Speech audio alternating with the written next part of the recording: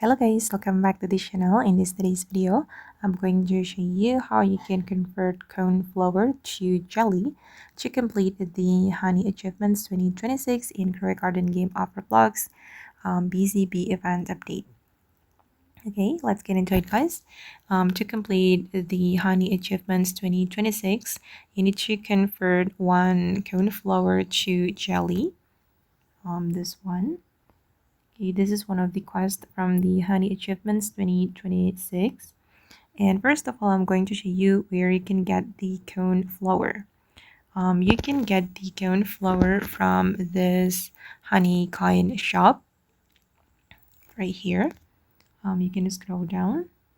Oh, I can buy it now. Okay, and after you get the honeycomb flower, you're going to go to this incubator. We're going to convert the honey seed to the normal seed. Okay, I'm going to convert my honey cone flower. Guys, where is it? Okay, this one. We can insert the seed and start incubator. Oh, sorry. It cost 7k honey coins. I'm going to start it now. Okay, and we need to wait. Oh, we need to wait 3 hours.